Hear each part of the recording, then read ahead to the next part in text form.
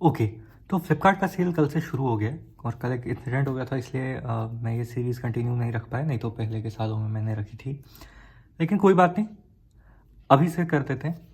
अभी बात करेंगे 10,000 से कम में फ्लिपकार्ट पे अवेलेबल बेस्ट स्मार्टफोन्स डील्स की।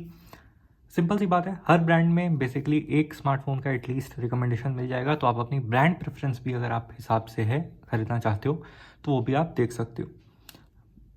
सबसे पहले आ जाते हैं वीवो के एक्सक्लूजन के बारे में। वीवो T2X जो है वो आपको 11,000 के आसपास का मिल रहा है, लेकिन आप जैसे ही 1,000 रुपये ज़्यादा डालते हो वीवो T3X आपको मिल जाता है, जो कि बहुत मतलब उससे इम्प्रूव्ड वर्जन है। तो ऐसा नहीं है कि बहुत थोड़ी सी डिफरेंस है कि आप मैनेज कर लोगे, सच में इम्प्रूव्ड वर्जन है। तो अगर आपको वीवो ही लेना था तो आप वो ले लेना, वो फिर भी 10,000 के ऊपर जा रहा है, इसलिए वो लिस्ट से दोनों भी फ़ोन एक्सक्लूडेड हैं। अब आ जाते हैं, अगर आपके पास कोई भी bank offers cards, credit card axis और एसबीआई का लग रहा है, एक्सिस का सिर्फ फ्लिपकार्ट और एसबीआई के क्रेडिट कार्ड्स, तो आपके पास सिर्फ एक ही रिकमेंडेशन है, पोको M6 प्रो। ठीक है, पोको M6 1,000 रुपये बचाने के चक्कर में मत लेना, पोको M6 प्रो लो। मैं आपको सर्च करके भी दिखा देता हूँ, ऐसे तो मैंने यहाँ अपने जो स्पायरल है उसमें नोट्स लिख रखे हैं, लेकिन पोको M6 प्रो में बेसिकली वो रेडमी 12 5G जो लॉन्च हुआ था उसी का रीब्रांडेड वर्जन है। आपको ग्लास बैक मिल जाती है, 6/128 वर्जन मिल जाता है, तो आपको बेस स्टोरेज मतलब बेस फ़ोन में ही रैम ज़्यादा मिल रही है 6 GB की। इसके अलावा आपको 120 हर्ट्ज़ का डिस्प्ले मिल जाता है, और डिस्प्ले न्यू लगता है क्योंकि वो पंच होल स्टाइल में है। ठीक है, स्नैपड्रैगन 4 Gen 2 मिल जाता है आपको। इसके अलावा बिना किसी ऑफर के 10,000 से है, मैंने आपको बता दिया। आप ऑफर लगा लोगे तो आपको कार्ड ऑफर पे और ये मिल जाएगा। देखो, बिना ऑफर के 9,999 का है, यहाँ पे देख लो। बेस स्टोरेज ही 6/128 है,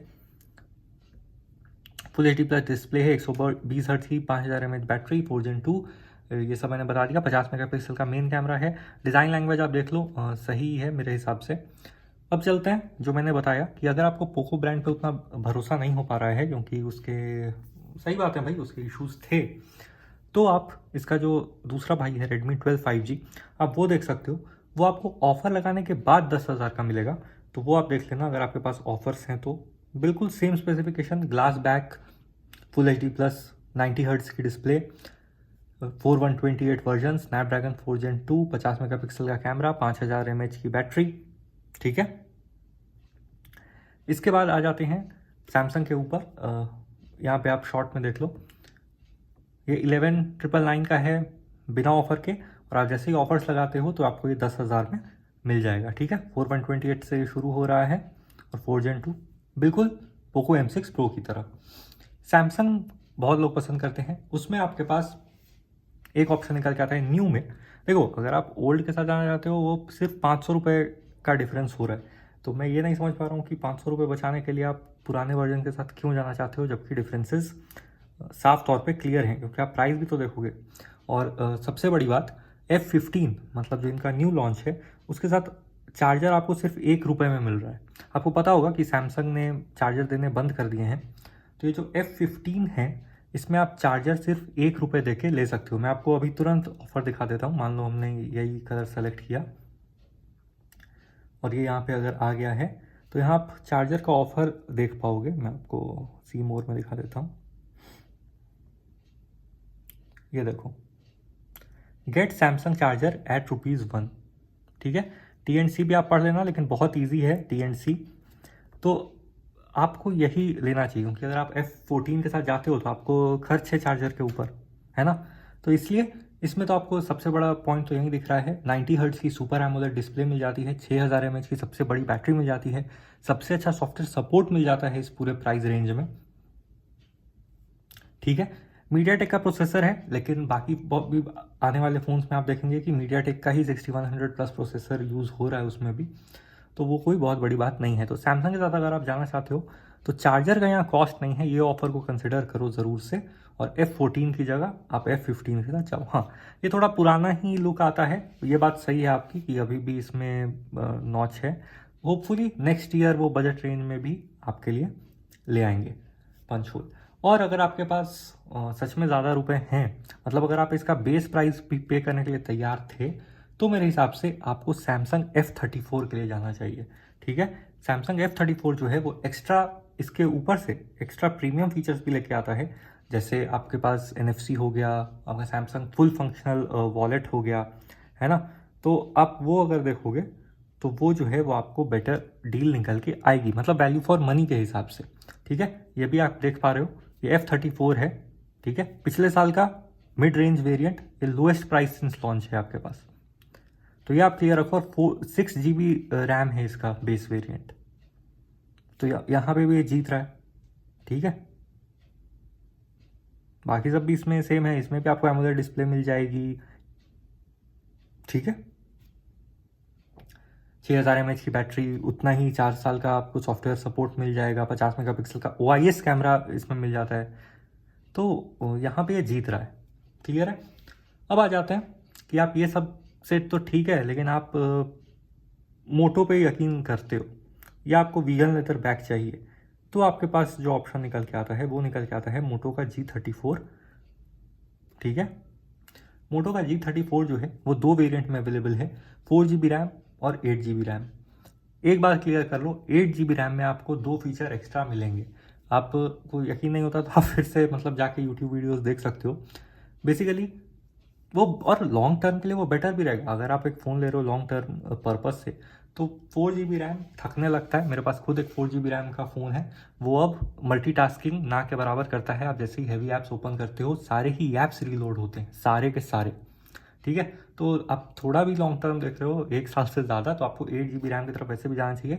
और प्राइस डिफरेंस जो है वो आपको लगभग 1000 रुपये की मिलेगी। 1000 रुपये में आपको 4 GB रैम एक्स्ट्रा मिल जाएगा।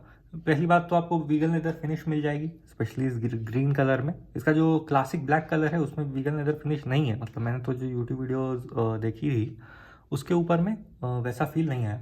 प्रोसेसर इसका सेकंड बड़ा पार्ट है। प्रोसेसर पुराना हो गया है, बिल्कुल सच बात है, लेकिन स्नैपड्रैगन 695 जो है, अगर आप पिछले साल ही देख लो तो आपको वो 14,000 रुपये के फ़ोन में मिल रहा है ओपनली, ठीक है। तो अगर ये लॉन्च हुआ है और ये स्नैपड्रैगन 695 आपको ऑफर लगा के 10,000 के नीचे दे पा रहा है, तो मेरे हिसाब से एक अच्छी डील है। तो पावर के हिसाब से, और पंच होल डिस्प्ले है तो आपको वो लुक नया मिल जाएगा। 120 हर्ट्ज है। आपने पहले के जो भी सैमसंग के, रेडमी के, पोको के फ़ोन देखे वो सब 90 हर्ट्ज थे, ठीक है। तो 120 हर्ट्ज के साथ भी ये जीत रहा है यहाँ पे। और फिर 5G बैंड्स वगैरह हैं, ठीक है। बैटरी भी अच्छी खासी 5000 mAh की बड़ी है।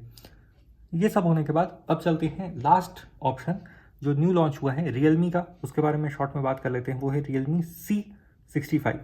हाँ, आपको फ्लिपकार्ट जो है वो रियलमी 12X सेल करने की कोशिश करेगा, क्योंकि हर जगह आपको रियलमी 12X का बैनर दिखाई देगा। लेकिन मैं बोल रहा हूँ कि आपको लगभग सिमिलर सारी चीज़ें C65 में भी मिल रही हैं। तो इस फ़ोन की तरफ ज़रूर देखो, क्योंकि ये सेंस बनाता है। बस ये है, इसका लोअर वेरिएंट गलती से ही मत ले लेना, क्योंकि उसमें सिर्फ 64 GB स्टोरेज है। अगर आप यहाँ पे देख पा रहे हो, 4 GB रैम, 64 GB स्टोरेज, कोई मतलब नहीं बनता है अभी के सेंस में 64 GB स्टोरेज लेने का। क्लियर रखो ये बात, बिल्कुल क्लियर रखो, है ना। और अगर आप Realme 12X के साथ जाना चाहते हो तो उसमें भी मैं बोलूँगा कि आप 6 GB रैम वर्जन के साथ जाओ। अब बोलोगे कि भाई वो तो 11,000 का पड़ेगा। देखो भाई, वो 11,000 का पड़ेगा, लेकिन 4 GB रैम वेरिएंट आपको 10,300 रुपये का पड़ रहा है। तो मतलब आप सिर्फ 600 रुपये एक्स्ट्रा डाल के आपको 2 GB रैम एक्स्ट्रा मिलेंगे। अगर आप 12X के साथ भी जाना चाहते हो तो भी हाइयर वेरिएंट के साथ जाओ। तो ये सारी चीज़ें आप चेक किया करो प्लीज़ कि आपको क्या मिल रहा है। अगर C65 के बारे में बात करें तो आपको 4128 का भी इसका एक वेरिएंट है, वो आपको 10,499 में मिल जाएगा ऑफर लगाने के बाद। मिनी कैप्सूल का ऑप्शन है, IP54 की रेटिंग है। अगर आप थोड़े फैंसी फीचर्स शो ऑफ करना चाहते हो, 120 हर्ट्ज का आपको डिस्प्ले मिल जाता है। डायमेंसिटी 6300 का प्रोसेसर है, 5000 mAh की बैटरी है, और 1-2 पिक्स अगर यहाँ पे देखें तो 1 निट तक की इसकी ब्राइटनेस ड्रॉप होती है। वो अंधेरे वगैरह के फंक्शनैलिटी के लिए है, ठीक है। तो ये बातें हैं, यहाँ पे आप देख सकते हो। तो इतना ही रखते हैं, और नेक्स्ट लिस्ट के साथ, नेक्स्ट अपडेट के साथ फिर मिलेंगे।